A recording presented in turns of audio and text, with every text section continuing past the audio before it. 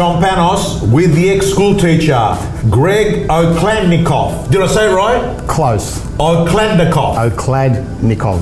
Okladnikov. That's it. How are you, Greg? Good, thanks, Tom. Okay, pumped and excited. Ex-school teacher. Yes.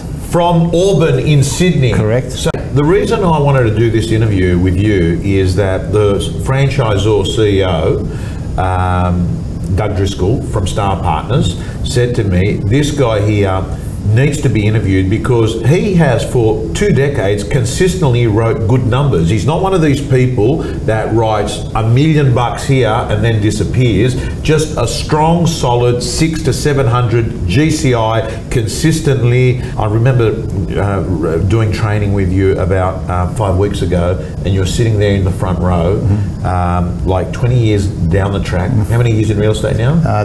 This is my 20th year. 20th year, sitting at the front as if it's your first day at school with a pen and paper, taking copious notes. I've just read an email out from Doug Driscoll who said, mate, this guy is obsessed with learning. Is that hard to be a curious student? You like it? Or how do you stay someone that's open to learning? How do you stay open to learning? Yeah, because I mean, a lot of, wouldn't someone think, oh, I've been in the industry, I know what to do? I think that's a false. You can create an illusion for yourself that you know, and I don't know whether it was a real estate trainer or someone said at one stage, you're either moving forwards or you're moving backwards.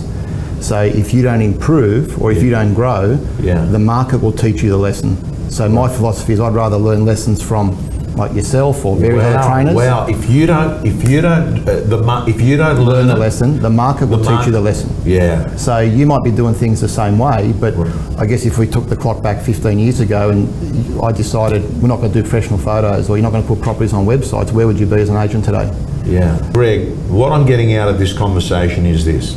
He's a guy who's an ex-school teacher, who's doing really good in real estate, in a suburb Auburn, multicultural, you know, and you've consistently done well. And what you're saying is, Tom, it's my routines, it's my rituals, it's my process, it's my structure. And there are some days that I feel like it more than others, but it makes no difference because I'm doing that process anyway. Yeah.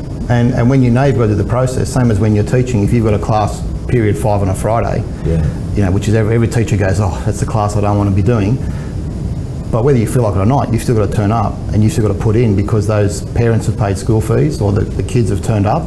So you've got to turn up. And if they're going to show up, you need to show up as well. And real estate's really no different. You might not be feeling great because you've had, one of the things I sort of talk to young salespeople is that you might have had 4 auctions passed in a row on a Saturday, for example, but auction number 5 should not be impacted by your attitude from the previous 3 or 4, whether they sold or didn't sell. Correct. Because for that person, or you might be meeting your 50th person for the day on a Saturday, but that person might be their first open house they ever walked into. You shouldn't be bringing your baggage or whatever happened before for that, because their experience has to be first class.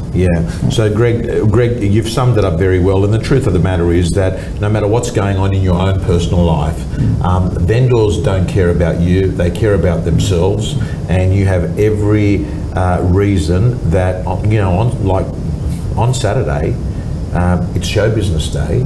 On Saturday, you're out there meeting buyers and sellers. Just because you're tired, because you had a big Friday night, is not the problem of your vendor and your buyer. They have paid to get someone to be the best deal maker in the marketplace. Final advice to people watching this video: you're a teacher, ex-teacher. They're the students.